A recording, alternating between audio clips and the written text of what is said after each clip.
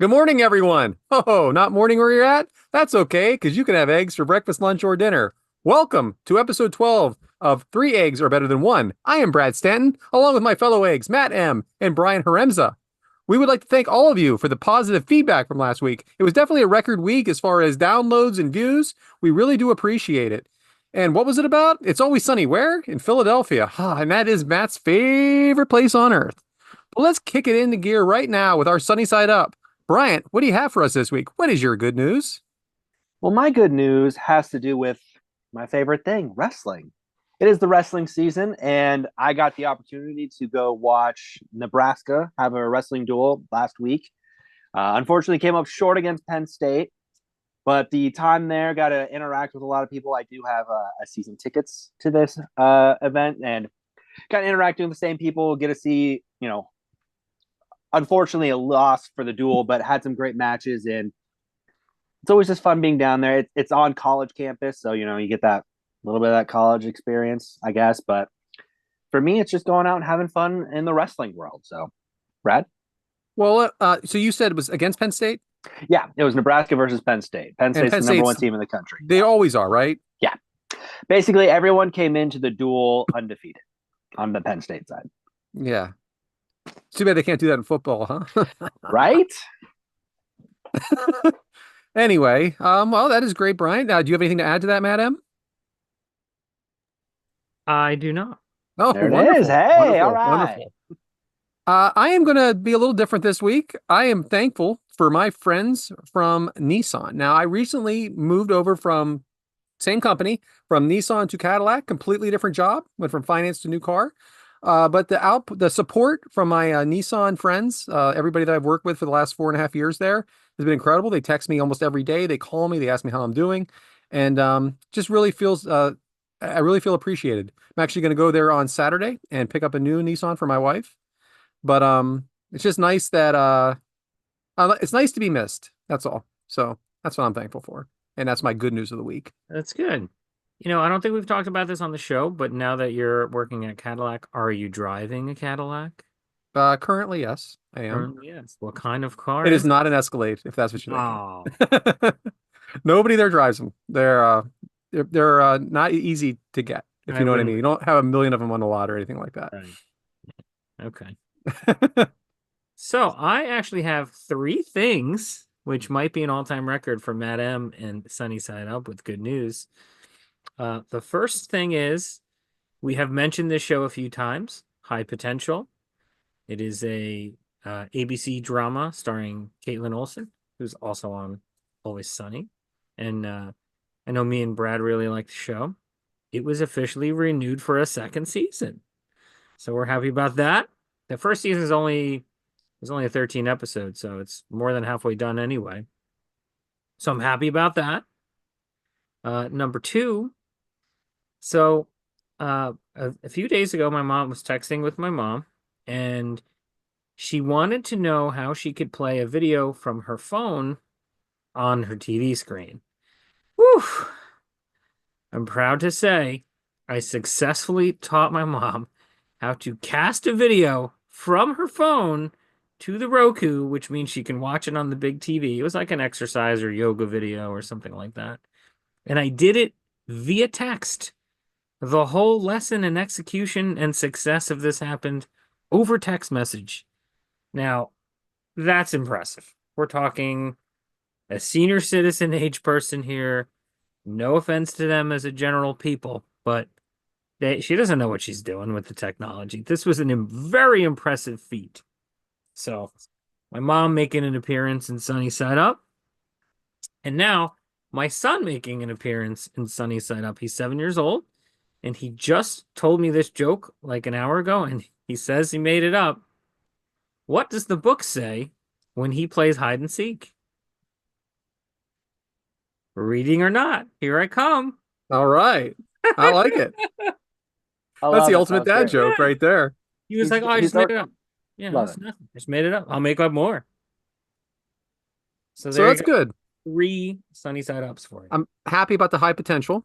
I think it's a good show. I know you don't think it's a great show. It's a fun show. I mean, it's a good show, but it certainly lacks in originality. It's a procedural drama. It's a cop show. There's 1,000 of them. Yes and no, because I love how, because she's a genius, and I love how she reenacts it in your head, her head, and then you see it. Like something as simple as like giving the finger to like some new curtains, like something like that. Like the woman didn't like her curtains, and then you see her give her the finger. Like that's all in her mind. I think that is like, I think that's clever. It's a clever show at times. No, it's a well-written show. It's probably a notch above, all the shows that follow that same structure. But it's still, somebody dies at the beginning. You're trying to figure it out. You think and then there's a twist, and then everything's wrapped up by the end of the episode.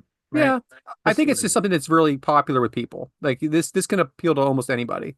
So I think that's what makes it. It's going to make it popular, and I'm glad it was renewed. And she's a good actress. Second, it's always nice to be able to teach. Where they say old dog new tricks. Now, sorry to your mom for saying it's like that, but it's true. I mean, she comes from a different time. I was proud of her and myself for being able to guide her just into text, like while I was working. Oh, well done.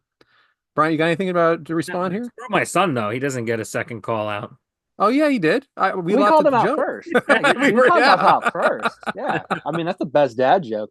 As someone who has to also teach his mom about technology, I understand all of what you just said. Like, I think everybody. Like, this technology advancements, it's hard for a lot of people. And hearing that, I understood. So it's time for the hard boiled, Matt. So I'm watching Notre Dame against Ohio State on Monday night. At this point, everybody knows what happened. Notre Dame lost the game.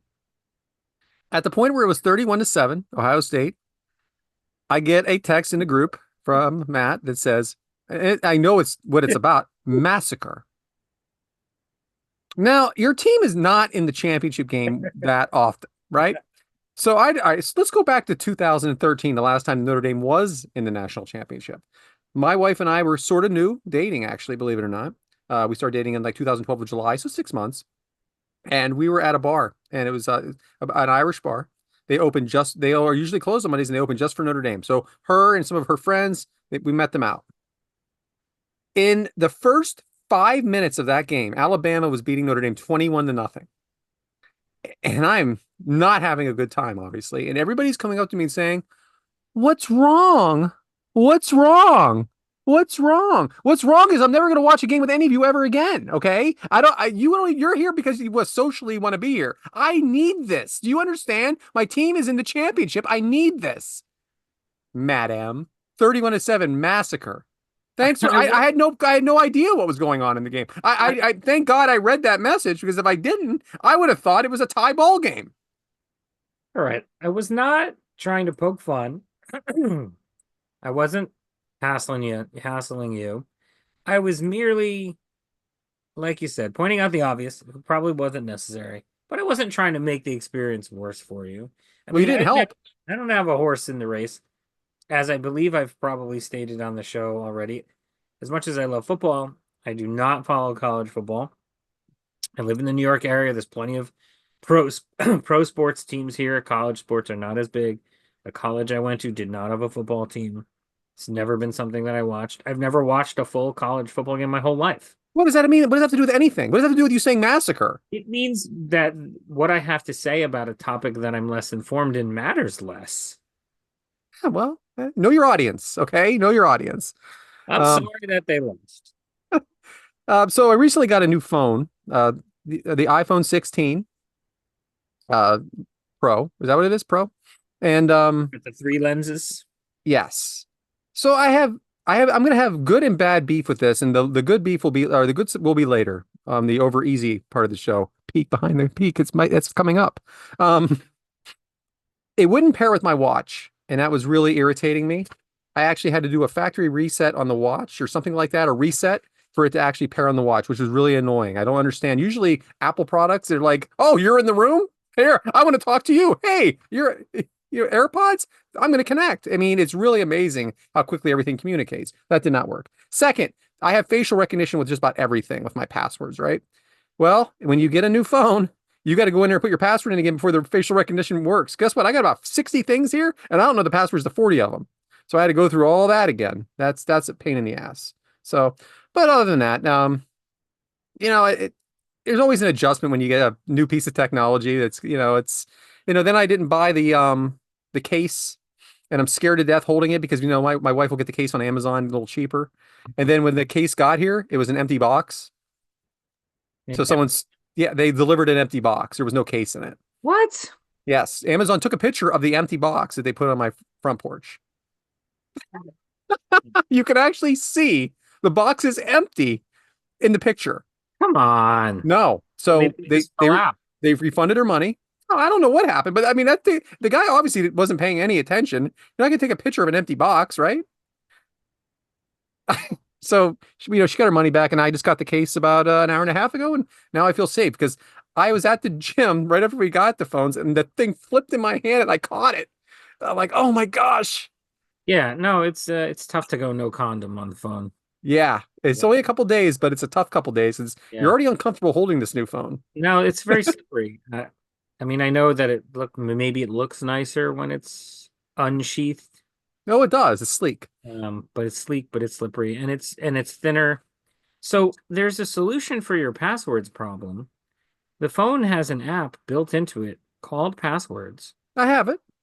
and you can store your passwords in there, and most of it will prompt you at the moment that you're creating or logging a new password. You don't have to go in there and manually do everything. There was a confusion. Like I hit that, and then it went to the facial recognition, said, no, you got to put it in. I don't know. Maybe it was you that I helped out with the Roku casting earlier. All right. Well, that's it for me for Hard Boiled. Unless anybody's anything to add, Bryant, I think we have a new topic this week. Yes, we're calling it Easter eggs. Woo! Easter eggs? What's that? Easter eggs is us talking about little hidden surprises in movies, television, podcasts, whatever we got going on. There's always a little hidden something in everything. And I thought I would talk about a few Easter eggs from movies that maybe you guys knew about, maybe you didn't. There's some obvious ones that we've all talked about, that we've all seen. One that I bring up to a lot of people who might not know it, but have you guys seen the movie Fight Club? I have. Yes. Great. Of course, we don't talk about Fight Club, but we've seen Fight Club. I think the statute of limitations is over on that. I think we're good on that one. 26 years ago? It should be, yes. But one of the things that makes that movie so intriguing to me is in every scene, in every part of the movie, there's a Starbucks cup or Starbucks reference in each scene in the movie. Did you guys know this? No. Did not Yeah, know. the director built that in. There are scenes where if I'm you're not sure I even believe you, but there are spots. If you watch the movie back, there's Starbucks cups. There's a reference to Starbucks of some sort, or there's the logo somewhere that you can see throughout the entire movie, because the director just wanted to show the addiction to Starbucks at the time, but also just prove that, Starbucks was this giant out there. And then we also have some of our favorite movies also have the tie-ins as well. We've all seen Toy Story. I mean, you guys have children, so obviously you were forced to see it. Nah, love it. definitely by choice. And Yeah. Toy Story Yeah. 2 is the best of them. Love them all. I don't Yes. know if I count 4, but It counts. 2 is It counts, but it's there. It's there. It's not bad. It's just not as good. Right. You had the perfect ending at 3. Let's just call it what it is. It Anyway, was perfect. but there's a scene in Toy Story 1 when Buzz and Woody are taken to Sid's home, and they're loading Buzz up to the rocket here. Now, this is just a normal scene, but as you notice, there's a toolbox in the background here. Binford.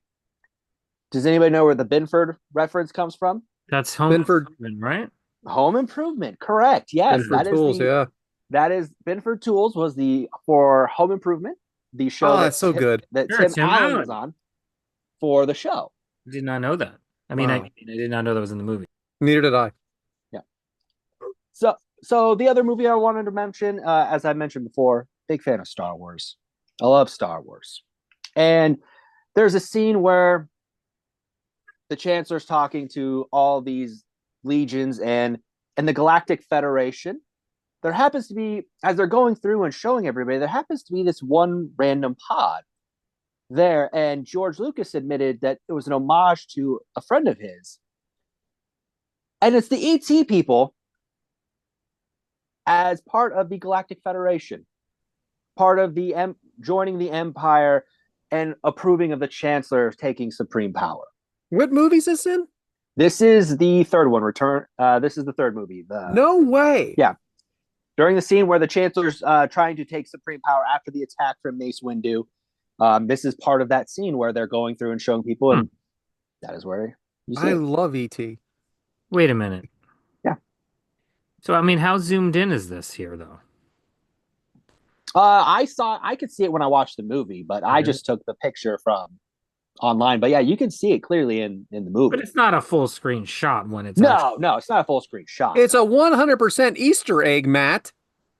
But that's no, what it's it there is. for. I'm just saying it's not like it would be way more obvious to everybody. Oh yeah, absolutely, it'd be way more obvious. So I didn't know that. Yeah. I don't know how much I like E.T. I love E.T. I love E.T. I don't understand how anybody couldn't love E.T. I don't know. What's the name of the candy that they eat in that movie? Reese's Pieces. Oh, he set you up for that dumbass one. Brad. Dumbass Brad. He doesn't know how to see. He set you up on that It's one. Reese's Pieces. Okay, these are great Easter eggs. So I've got one more, Nice. and it ties into another George Lucas film, and that would be Raiders of the Lost Ark. Now we get to the scene where he's going through and Indy finds he's in the tomb, and there's a spot where there's some hieroglyphics on the side. And on the hieroglyphics, you kind of see it a little bit, but you kind of really got to pay attention to notice it. But on the hieroglyph on the side here, you have C3PO and R2D2. You think I knew this one? Yeah. Awesome. A nice Very subtle cool. tie-in from George Lucas, tying his films together, and obviously, Han Solo, but just some fun little things that to tie these movies together. Good. And you got to have these things for the fans at home to kind of want to see, and just these little things that make it nice. And you don't see them at first, but it's when you go back and watch it again, it's what did I just see there? Makes you go back and enjoy the movies even more. I knew you would excel at this topic. Yeah, 100% for the nerds, for the sickos. It is. I love Easter egg stuff like this. Good.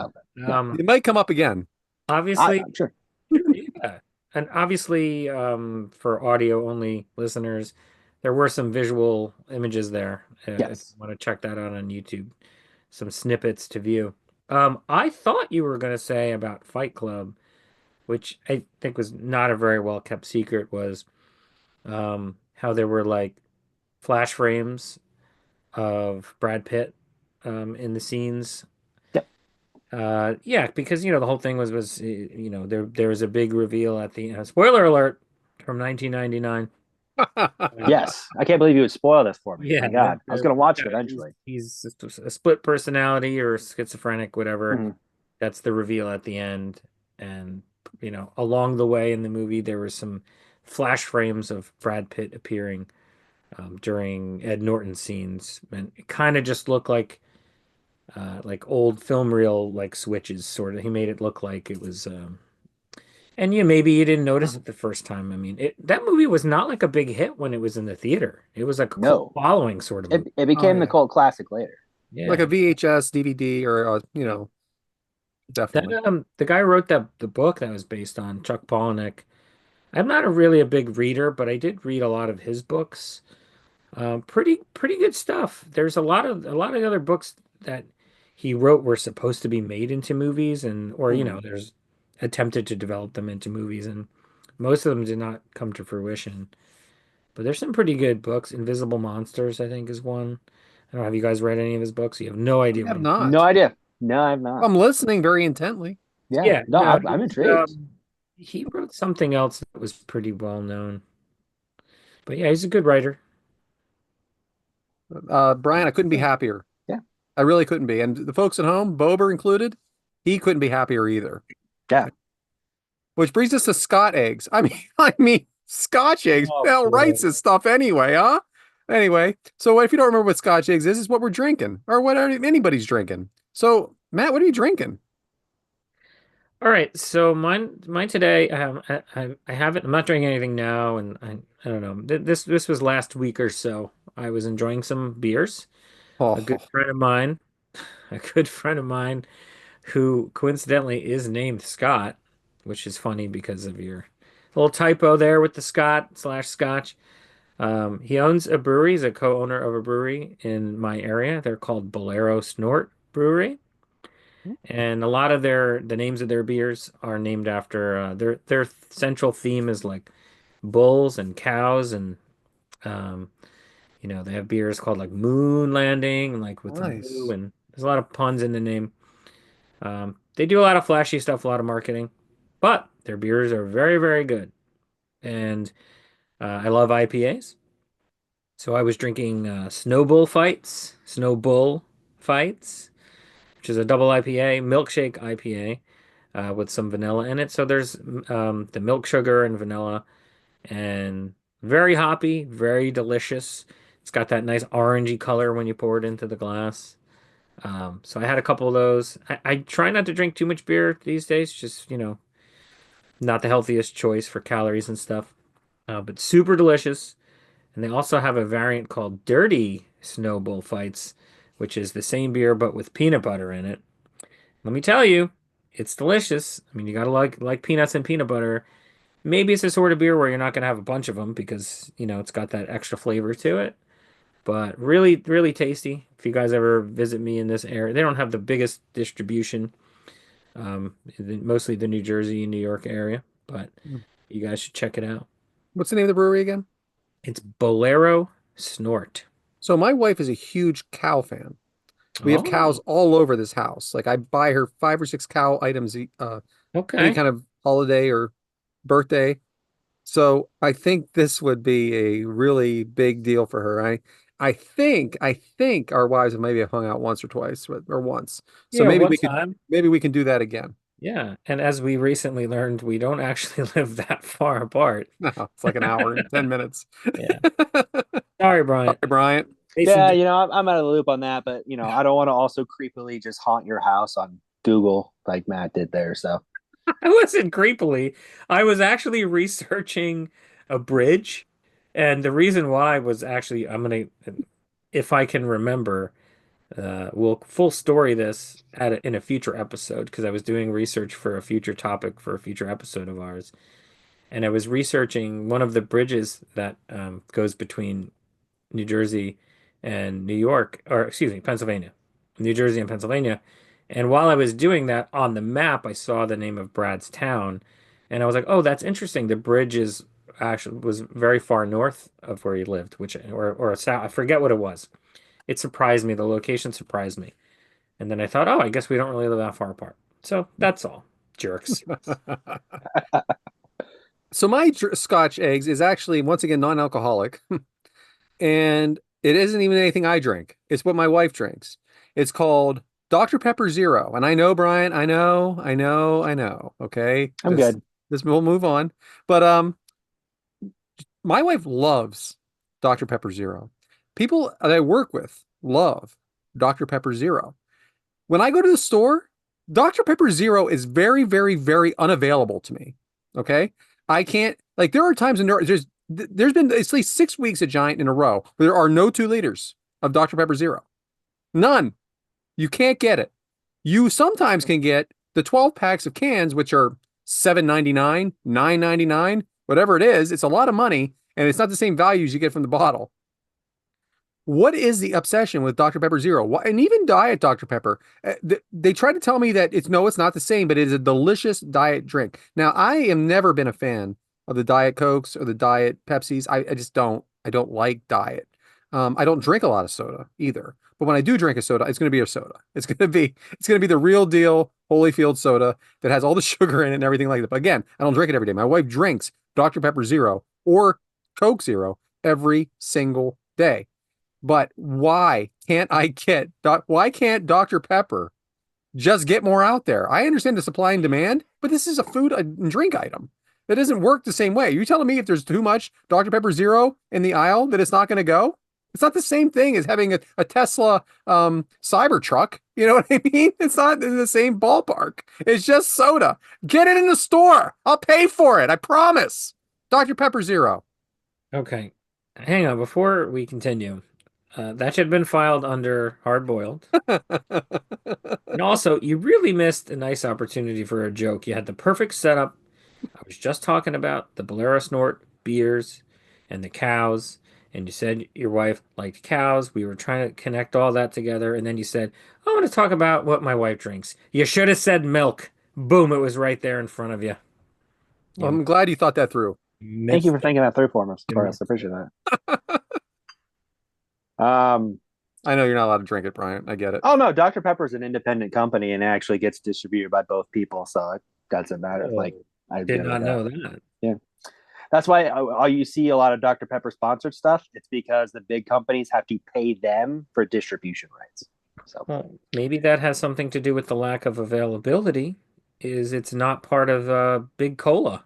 There's plenty of Dr. Pepper regular, no, there's and plenty and of no it. one The wants problem, Dr. Pepper vanilla or strawberry that's out there too.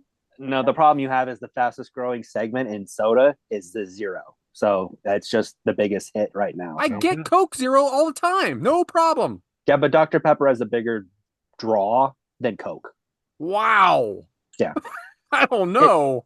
yeah, if you look up statistics, it is like it's consistently overdoing anything Coke and that. Like What? Diet Coke's close, but yeah, it outsells Coke.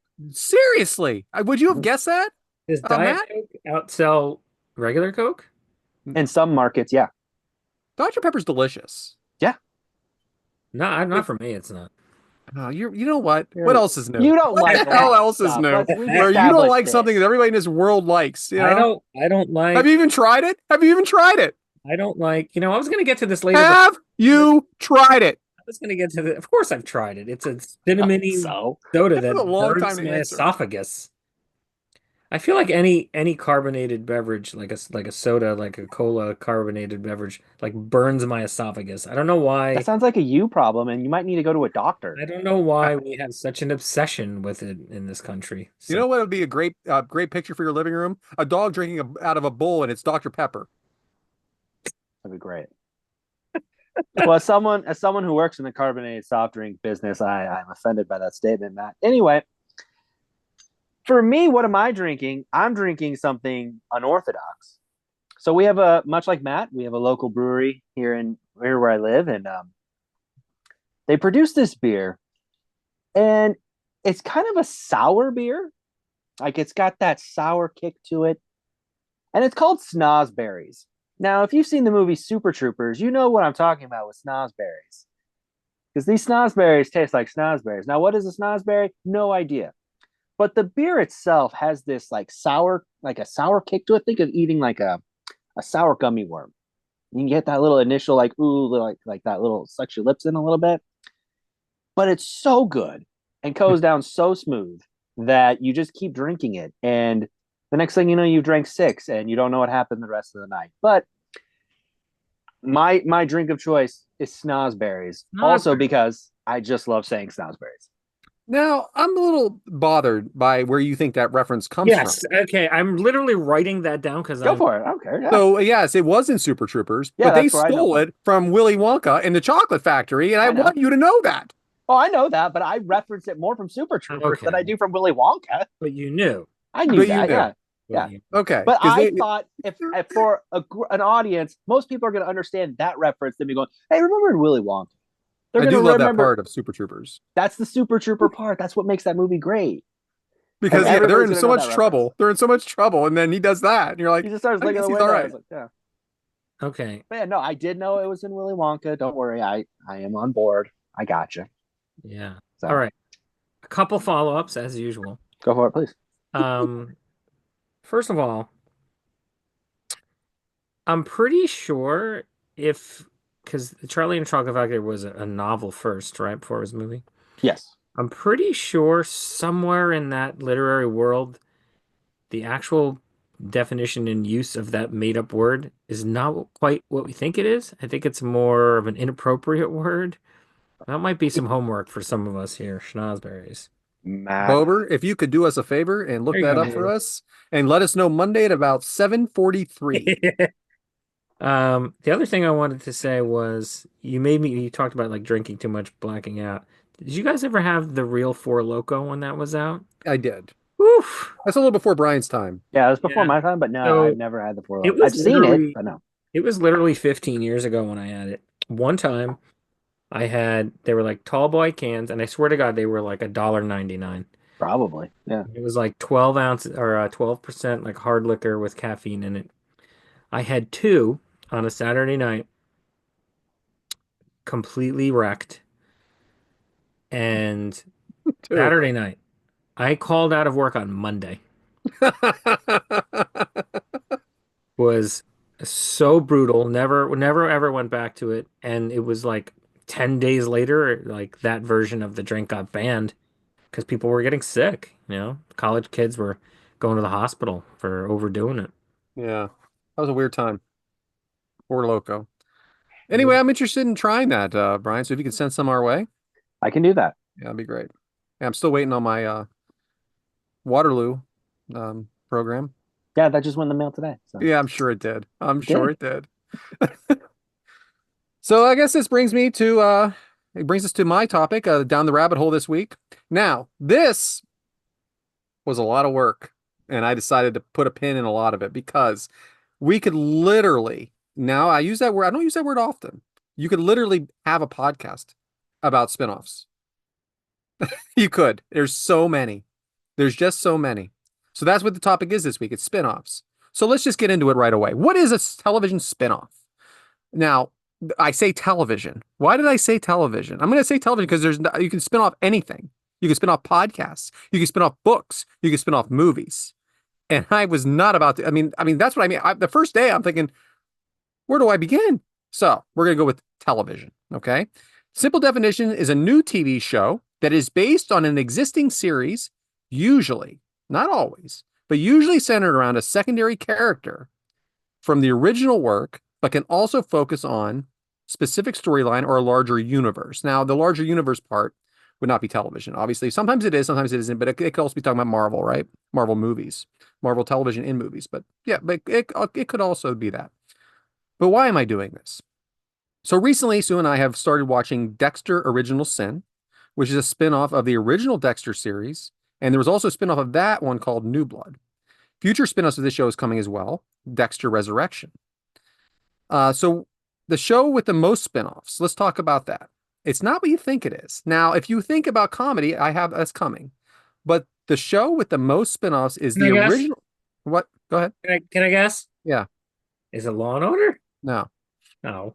The original Ultraman TV series from Japan holds the Guinness World Record for most TV spin-off series. As of January of 2015, the series has 33 spin-offs. And I bring that up only because no one knows that, really, right? But Ultraman is again a cult following. It's I would not say. an American TV show, though? No, it's a Japanese one. All right. But it is still a television show. But I'm not going to get into that again, okay? I just wanted to mention it, Madam. And I get it. I get it. This is your bread and butter. I know. Oh, I know. Not to give too many details away, but oh, I know. But that's not the series you were thinking of, is what I wrote next. All in the Family aired from 1971 to 1979 on CBS. You know them as Archie and Edith Bunker and their daughter Gloria and son-in-law Meathead or Michael. The show revolves around the life of working class man and his family. It broke ground by introducing challenging and complex issues into mainstream network television comedy, racism, anti-Semitism, I can never say that word right, I'm sorry, infidelity, homosexuality, women's liberation, rape, religion, miscarriages, abortion, breast cancer, the Vietnam War, menopause, and impotence. The series became arguably one of the television's most influential comedic programs, and as it injected a sitcom format with more dramatic moments and realistic topics complex. It starred Carol O'Connor, Gene Stapleton, Sally Struthers, and Rob Reiner. But how many spinoffs did they have? Well, it depends on how you look at it. Either had 5 or 7. Why? Because they're spinoffs of spinoffs. So 3 were very successful. Let's talk about Maude, starring B. Arthur, from 1972 to 1978. And from that came the spinoff Good Times from 1974 to 1979. Now, it all goes back to All in the Family to me, so I'm going to go ahead and we're going to call this 7. The Jeffersons, starring Sherman Helmsley from 1975 to 1985. Yeah, you heard me right. 1975 to 1985. That is longer than the original show, All in the Family. From the Jeffersons came Checking In, which only lasted 4 episodes. 4 episodes. Why even waste your time if you're only going to try this thing for 4 episodes? After 4 episodes, your mind was made up that you don't want to do this show? Sorry, I don't mean to get hard boiled on you, but that's ridiculous. You're going to put that much money into something. You got to at least let it ride for a few more episodes. Archie Bunker's Place, Gloria, and 704 Hauser were also spinoffs that were unsuccessful. But what other show had an incredible number of spinoffs? Well, that would be Happy Days, starring Henry Winkler as the Fonz and Ron Howard as Richie Cunningham, and among others. They had 5 spinoffs. Laverne and Shirley from 1976 to 1983, starring Penny Marshall. Milk and Pepsi, or was it Milk and Coke? I can't remember, but that's what Laverne liked to drink. Mork and Mindy from 1978 to 1982, starring Robin Williams as an alien. Nanu Nanu. And Joni Loves Chachi from 1982 to 1983. Also, Blanksy's Beauties in 1977. And the Fonz and the Happy Days Gang from 1980 to 1981.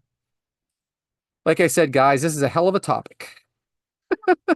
We could talk about Frasier, a spinoff of Cheers that went from 1983 to 1994, then restarted for some reason in 2023. There's The Walking Dead, Star Trek, JAG, which started the NCIS, Law and Order, Facts of Life, which came from Silver Spoons. Not Silver Spoons at all, but different strokes. I wrote that down wrong. There's too much out there. Also, if you really want to talk about a spinoff that's crazy, how about the animated cartoon Scooby-Doo, which has 13 spinoffs. It would have one that's coming out later this year. So, guys, what is your favorite spinoffs? Before we do that, you want to correct something that you said, I think. Okay. The dates you gave for Frasier, the first set of dates was the dates of Cheers. You know, I might have. You're right. So there was less of a gap between, yeah, but it did reboot. I think the reboot is still quite possibly on. It started in 2023. Yeah, and they just came out the second season. Right. I mean, it's ongoing. I Yeah. mean, yeah. Okay. Brian, why don't you go first? Yeah, that was a great list. First of all, I love Mork and Mindy and Laverne and Shirley. I have to throw that out there. Spinoffs. For me, my spinoffs, for me, one of them is, and I guess this is also just a little bit of, Sue's watching as well. Law and Order Special Victims Unit, SVU. I think that's probably the current most popular spinoff that goes right now. Yeah, I mean, it's the one that's going to continue forever. The stars that's come through there, it's amazing. One that it's kind of a spinoff, but not a spinoff a little bit, is The Simpsons. Right. Started on the Tracy Ullman show, spun off of that into its own series, which now is in, I believe, year 900 at this point. But that's another one that I enjoy. It's weird to say it like this. I don't watch as many of the spinoffs until I realize what they are. Like mine are all the older shows, like the Laverne and Shirley's, the Mork and Mindy's. There's one they did. It was called Golden Palace. It was a spinoff of the Golden Girls. Correct. That enjoyed very much. But those are a few. For me, the spinoffs are more from the 80s than they are from from anything that's later on. So believe it or not, the Golden Palace is considered one of the worst spinoffs of all time. Oh, it is. It's terrible, but I still watched it because I love the Golden Girls. Yeah. But that was the thing. I think they were trying to capture, and I think that's the problem with a lot of these spinoffs. I know you mentioned the one that has 4 episodes. I think they work too hard and just think that audience will be there for it, and then when they realize it's not the same show, they leave. An example is the show Joey. Everybody thought it would another one. Everybody thought it would be that show it's got that Friends aura. And when you realize it was just Joey, not a lot of people went for it. And see what, Brian, but I'm sorry to interrupt you, but I think I think is really important about a spinoff is that it does go in its own direction. Right. And it is not the same show. Like a show like Frasier. I mean, there were completely different characters in that. But you're right. They were looking for Joey Tribbiani and they were looking for the Friends vibe and they didn't get that. Yeah. No, absolutely. But for me, the shows that I enjoyed that were spinoffs were more of those 80s shows. Like the nowadays shows, I kind of just, once that show ended, I kind of left a lot of shows at that point, and I'm kind of weird in that way. Enter Matt M. Yes. So first of all, that's funny. I was actually going to bring up Joey. because that's, I think, a bit of a forgotten spinoff. Mhm. I'd like to say that I loved Friends. I think it was on for too long because I don't think it was quite as good as the end at towards the end. And there was 2 seasons of Joey, and it just really went nowhere. I don't even think that I watched all of it. I probably gave up somewhere in the first season. The Simpsons was brought up. I'd like to say that I think we all have flashes of childhood memories because it's difficult to remember things from, when you're really little kid. But I have a memory of when that first premiered in December of 1989. It would have been 7. I remember watching it live, the premiere on Fox, with my parents. Santa's Little Helper, that first episode. I mean, the show definitely turned into something else, but I remember watching the first episode, which is pretty neat because it's still on the air now. Okay, so I wanted to talk about what I think is probably one of the best spin-offs ever, and it is very recent, and it's called Better Call Saul. Mm-hmm. And what is that a spin-off of? Breaking Bad. Correct. I loved Breaking Bad. I think it was probably my favorite show ever. Um, I thought the storytelling was incredible, acting, writing, visuals, the progression, the pacing. Um, and somebody might fight me on this, but I think it's one of the most realistic TV stories ever told because, it was like 5 or 6 or 7 seasons, I forget. But it only covered like maybe 2 or 3 years. They really took their time. Every step made sense. So Better Call Saul, of course, was a spinoff of not one of the main characters. It was the lawyer character, Saul Goodman, Mm-hmm. which was his gimmick attorney name. The spinoff was mostly a prequel series of when he was an up and coming practicing lawyer slash con man sort of guy, Jimmy McGill. We're talking about Bob Odenkirk, the actor, of course. Like Breaking Bad before it, and I'm reading, I got some notes here. I was really prepared. Shocker. Like Breaking Bad before it, I thought it was wonderful writing, acting, all of the behind the scenes stuff, the visual presentation. I mean, Vince Gilligan was the creator of both shows, so he brought his same touch to both shows. It's not like there was a different production crew for the spinoff. It was basically just an extension of all the same people involved, except it wasn't about Bryan Cranston's character this time around. There was an amazing villain in it. The episode that happens in the desert is one of the best episodes of TV ever. The lead female, Ray Seahorn, I feel like that was kind of a breakout role for her. And her and Vince Gilligan, the creator, are currently working on a show that's going to be coming out on Apple TV Plus this year. There's no details out about it, but I can guarantee you I will watch it. And as much as I adored this show, I think a very interesting tidbit is over the course of its 6 seasons, it was nominated for 53 Emmys and won 0. Hmm. So it holds the record for the most Emmy nominations without a win for a TV show ever. Now, I know you don't have to, awards are, you can totally ignore them. I enjoy awards for the pop culture sense of it, not so much the award sense of it. But that's probably my favorite. And I want to make one more comment about a spinoff. Brad, you made me think of this just earlier when you said there's different types of spinoffs. There's a spinoff of a spinoff, or is it maybe it's about the same character, or maybe it's about what was a side character. So another show that I really liked is called Bosch. So that was a cop detective show starring Titus Welliver, and that went for I think 9 seasons, and then it ended. And then there was a spin-off called Bosch Legacy. And what I think is so funny and interesting is it's the same characters. It's not like the main character's gone and now it's about something else. It was the same character and same sub characters. The difference between the shows is he had a different job. So I thought that was interesting because I think that's pretty unique. You guys are is. enthralled by this information. It's a good show, by the way. If you like cop shows, if you like the guy who wrote the books is the same guy who wrote books for The Lincoln Lawyer and a bunch of other things that have become TV shows, successful TV shows. So I guess I'll ask this question of you guys here is, there are some shows that you view as spin-offs, but there's also shows that you consider as like a prequel almost. I'll use Yeah. an example of A Young Sheldon.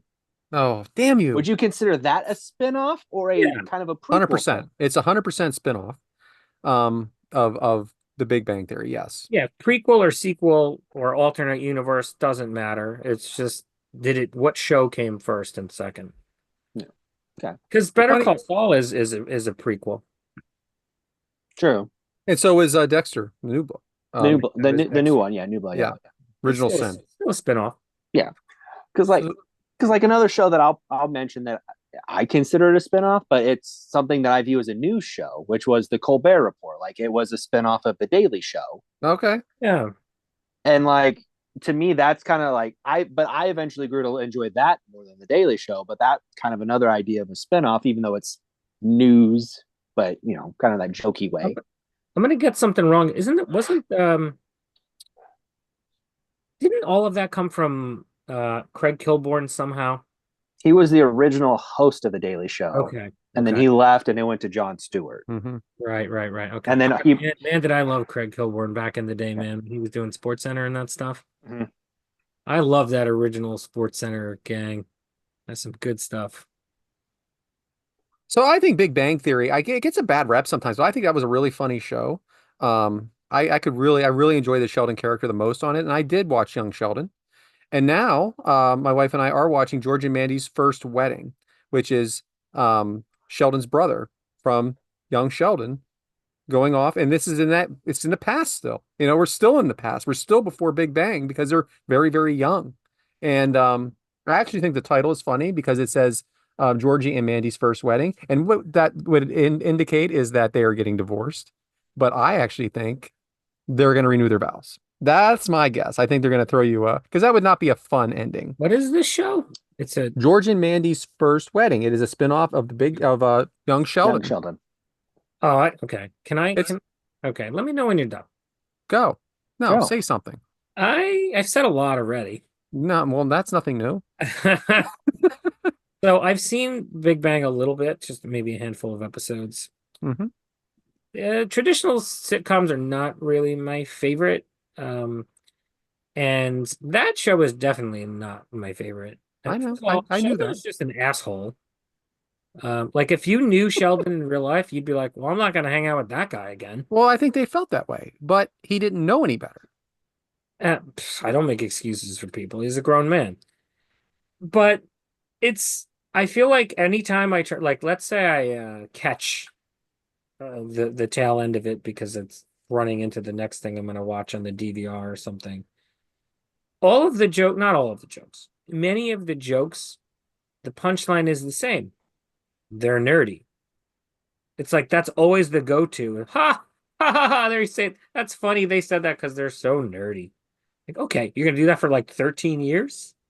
Listen, I enjoyed it. I laughed out loud. And I dare you to watch the episode where Sheldon figures out how many sexual partners Penny had in his mind and not laugh at that as he's on his first date with his future wife. I mean, I'm not saying it's I said good day. Good day, sir. We're gonna put a pin in this, but I just want to say some of the worst ones ever were Phyllis, which was part of the Mary Tyler Moore Show, The Golden Palace, Joni Loves Chachi, part of Happy Days, like we said, Aftermash, self-explanatory, The 80s Show, self-explanatory, The Tortellis from Cheers, Joey from Friends, and The Brady Brides. Some of the best ever: Frasier, Law and Order SVU, Star Trek: The Next Generation, Maude, Mork and Mindy, The Facts of Life, Benson, Fear of the Walking Dead. We didn't talk about The Walking Dead. Fear of the Walking Dead. A Different World from The Cosby Show. Better Call Saul. Very Good. The Jeffersons. The Simpsons. Laverne and Shirley. NCIS. Family Matters. Did I do that? Family Matters. the Colbert Report was listed here as well, Brian. So I'm very proud of you. Um, Daria from Beavis and Butthead. Who can forget that? Oh, I like Ho- Darian. That was Ho- good. House of Dragon, House of Dragon from House Game of of Dragon. Thrones, and there are many, many more obvious ones we have not listed, but we're going to put a pin in it, and that is it because we can do this. Good. Literally, we can make a show out of this. Now, as I go through all my Could be a paperwork, spinoff. There could be a whole spinoff series about this. I Yeah. mean, I wonder what the spin-off series of Three Eggs Are Better Than One's going to be. Oh boy. Who knows? I'm Who sure it'll knows? involve Bober somehow. But anyway, let's go over easy with Matt. What's over easy again, Matt? Over easy is what's over with us this week. What are we enjoying? What are we a fan of? What are we in support of? So I'm gonna we're gonna turn down the comedy for a moment. Um, if this qualifies as comedy so far. So I'm gonna talk about a musician that I love. His name is Ben Kenny, Kenney, Ben Kenny. I'll tell you a little bit about his backstory. He was in the Roots back in the early 2000s for a brief period. He played guitar and bass. He's a multi-instrumentalist. He was a part of their album when they put out that song. It's called The Seed 2.0, which is probably their most well-known song. If you heard the first 10 seconds of it right now, you would probably know exactly what it is. Most people probably know The Roots is Jimmy Fallon's house band, and they're often playing that riff. I think they play it nightly just as part of their house music. So some early success there with The Roots. And then for 20 years, starting in 2003, he was the bass player for Incubus, a pretty commercially successful alt rock band that started out in the 90s. He was their bass player. And along the way, he put out a bunch of solo albums. Now, what's unique about these albums? He does the vocals, plays the guitar, bass, drums, piano, all the instruments. He does the entire thing all himself. I love his music. He's an alt rock guy. He's got a lot. He's very passionate with the singing and everything. I'm a huge fan of his. Seen him live a few times. We saw him once in Hoboken in a small venue, and we all hung out with him and his band after the show. It was really cool. He's a good dude. Now, I'm getting to my point. In 2023, he was forced to temporarily leave Incubus after having a brain tumor removed in 2002. And ultimately, he was forced to leave the band altogether and has since been replaced by bass player Nicole Rowe, who previously played with Miley Cyrus and Panic at the Disco. It was just revealed this week that he has sort of reemerged from the darkness. He did an interview with a music news website called the PRP. He is now permanently deaf in one ear, and he has partial facial paralysis. However, he released a new song, and he has an album coming out in March. And let me tell you, this is it's a beautiful piano ballad where he sings. It is a gorgeous song. It's very emotional. It is very haunting. It's called Fires. So there's I think, some unintentional tie-ins to what's going on with the California wildfires. So it coincidentally touches on that a little bit. And so there's a lot of metaphors there. It seems to be about him healing after great suffering, going through this tumor situation. And it is just an amazing song. It's called Fires by Ben Kenny. So Ben Kenny is over with me this week. I wasn't sure if we'd ever hear from this guy again. He's not a big celebrity or a big well-known name, but he's back, and I couldn't be more thrilled. Awesome. Very nice. I don't have anything to add. So back to the comedy, huh? So what's over with me this week? I got two small things. Well, actually three, but they're going to combine one. First off, like I said, I traded in my phone this week, my iPhone 12 Pro for an iPhone 16 Pro. So I waited a while. So what do you get for an iPhone 12? Oh, you get $837. I mean, I know it's something kind of weird special that they got going on right now because my wife said the same thing. As long as your phone's paid off, didn't matter if it was a 14 or 12 or whatever, you got $837, which is a very weird number, by the way. But I'll take it because the phone's 1,000. So do the math. It's a good deal. Second, I did play Playground with the Playground on the phone. That is the AI app, and except I pretty much sent pictures to everybody I know of themselves. So that was that was a lot of fun. I had some downtime yesterday. It was about 6 degrees here and right outside Philadelphia. So not gonna do too much outside yesterday. But who is over with me this week, Matt? And you deserve this. You freaking deserve this, man. Saquon Barkley is over with me this week because he ran in the playoff game versus the LA Rams, 25 rushes for 205 yards. Maybe it was 26 rushes. Whatever. Who cares? Couple touchdowns in there. He is over with me this week. And I'm going to say it on air. Now, actually, as this airs, the game will have already happened with them and the Commanders. If the Eagles win the Super Bowl, I will not have an alcoholic beverage from that Monday until WrestleMania Night 1. I don't understand the correlation. It's just me saying thank you. And I am going to give it up something because you have sacrificed for me your body out there every week. That's a hell of a commitment. It is. And for those who might not know what WrestleMania season is, give us a ballpark date on that. April 18th or 19th. Okay, April 19th, yep. Yeah, it's Easter weekend. 2+ months. It's Easter weekend, and the Super Bowl is the 9th of February. Yes, it is happening. I'm going to be the healthiest guy in the world if they win. If they don't win, bottoms up. Okay. What's He's funny going to is be the worst drunk you've ever seen. Yeah. Yeah, I might not even go to work the next day. I might just have bourbon for breakfast if you catch my drift. But if they win, giving it up.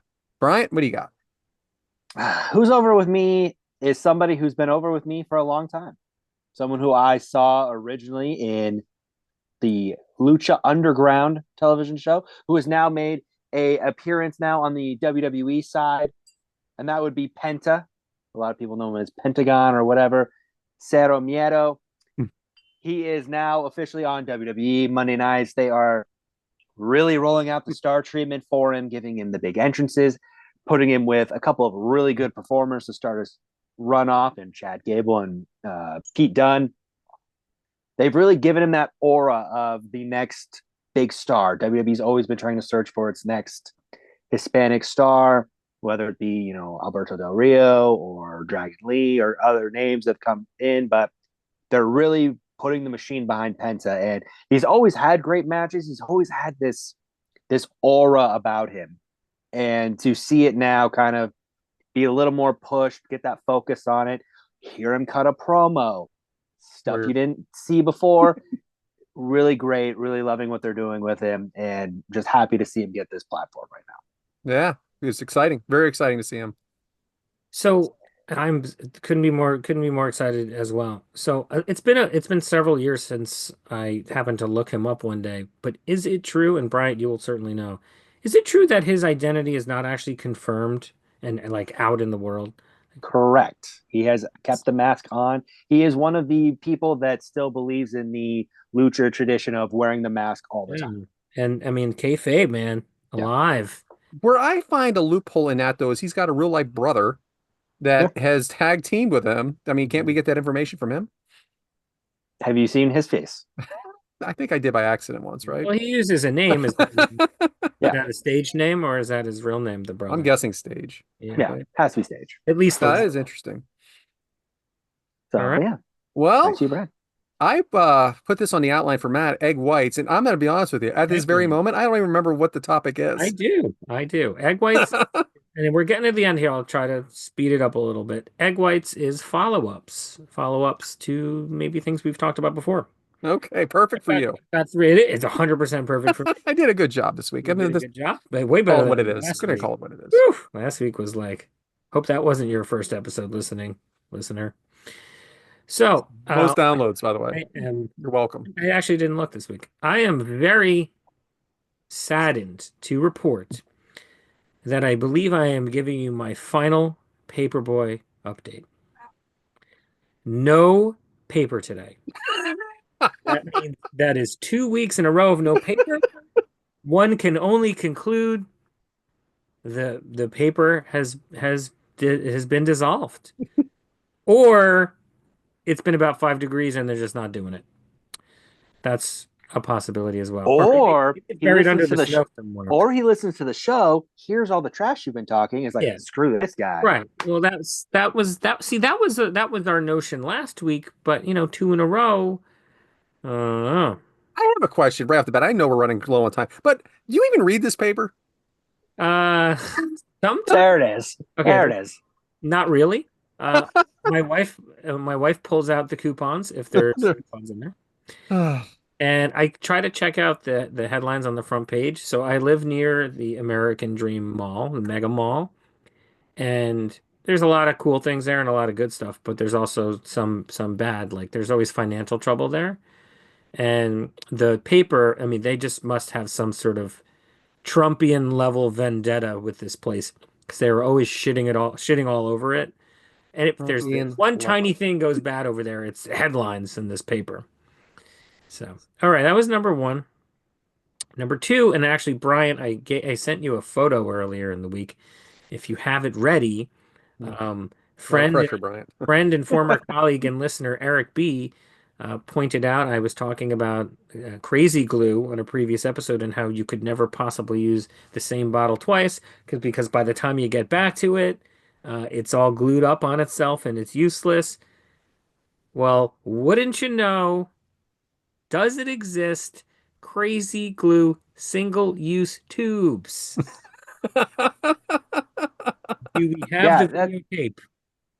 yeah, it's crazy. Yeah, look at this. Do we have single-use tube? Maybe not so environmentally friendly, but man, the satisfaction you get from emptying a crazy It glue. doesn't matter if it's what you just said because you're only using it once no matter what anyway. So it doesn't matter about the environment in this case. The I packaging, feel the extra packaging. Oh, come on. All right, okay. All right. Swipe away. And the last thing is, and this could tie into so many previous conversations that we've had, and I almost blurted it out earlier, but I don't like milk, guys. Milk is disgusting. You White tried it? things. Of course I've tried it. Of course I've tried it. I have had it one time as an adult. The last time I had it, before the time I'm about to tell you about, the last time I had it, it wasn't my choice. Let's put it that way. About 4 years ago, my wife and I got very into the YouTube series Hot Ones, where they eat the spicy chicken wings. Mhm. And we ordered some of the sauces because we do like hot and spicy food. But, and I do think we recorded this video. Maybe I'll share it one day. We tried a California Reaper sauce, and man, did that kick my butt. One of those where like it was super mega hot, and like, it had it gone away in 10 seconds.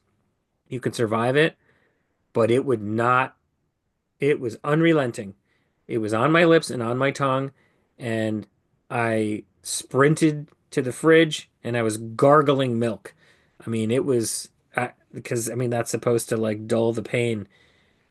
Woof! Never again am I gonna have that sauce, but that was the last time I had milk, and the only time So I had it as an adult. I had the one chip challenge and I drank that milk. Yes, yes. So Brian, if you could please put this picture I just sent you up on the screen. Um, but like I said, yeah, I tried that milk too as well. And it did not, I ended up in the hospital either way. But Brian, do you have it up there? So you don't like chocolate milk? No, I'm not anti-chocolate milk. I don't regularly drink it. I mean, I've probably had a Yoo-hoo in the last 18 That months. is not chocolate That's milk. dark chocolate milk. No, Oh, no, Jesus Christ. no. Chocolate That is drink. And if that's that's- what you're calling, that is a problem if you think that's chocolate milk. yeah, if that's chocolate milk to you, yeah, you have a So different then problem the going on. answer is no. I don't know if I've had it other than when I was a child. It's delicious. It's the most No, delicious and it thing probably ever. is because I like chocolate, so it's probably fine. All right, you can take it down, Brian. I just had to make a Well, point. I don't need to go out. this is also clearly a conversation clearly Brad and I are about to have. Brad, do you get chocolate milk or do you mix chocolate syrup in your milk? I get chocolate milk, but I will do it that way. But I prefer it made for me. What are And you guys? What are you, 11? Oh Squirting God, the yeah, chocolate? oh yeah. Nobody likes treats and goodies when they're an adult, huh? yeah. That's why everybody's in such great shape around here. Oh boy. Anyway, you Just done? the end. Are we at the end? Well, you got to do the socials. I got to do the socials. Okay. Let me pull up that script. Guys, we are three eggs are better than one. One day we'll talk about how I don't know what that means. And we are cooking up every Monday morning at 6:30 a.m. Eastern on Apple Podcasts, Spotify, and everywhere you get your podcasts. Find us on YouTube at Three Eggs Are Better Than One, the number three, the letter R, the number one. Follow us on X, Blue Sky, Instagram, and TikTok if it still exists at Three Eggs Are Better, the number three, the letter R, and our individual accounts. Yes, at Yes Man Brad, at B Haremza, and I am at Purple Shirt Guy without the I. And you know what? How about some 5-star reviews, guys? I know we got a couple of friends out there that listen. Fire up your Apple Podcasts. Hit that 5-star button. What do you think? I agree. Change the algorithm. So, Bryant, you got a double dose this week. What are you doing next week? We're going to talk about something that truly divided a nation, divided homes, divided friendships. And we're also going to see which side my fellow eggs fall on, but also hear maybe their favorites. Because we're going to figure out if we were in sync or Backstreet. We're going to talk about some boy bands. Oh, man. We're going to talk about why they become an obsession for people, what makes them cool. And then we're also going to learn why NSYNC is clearly the best. But that's not the point. Anyway, yes. But on that note, we thank you for joining us. It's been fun. We've had a real spin-off of a time. I don't know anymore. It's late, guys. The Bradism there. Oh. We thank you guys for joining us. The Egg Timer's been set. We'll see you guys next week.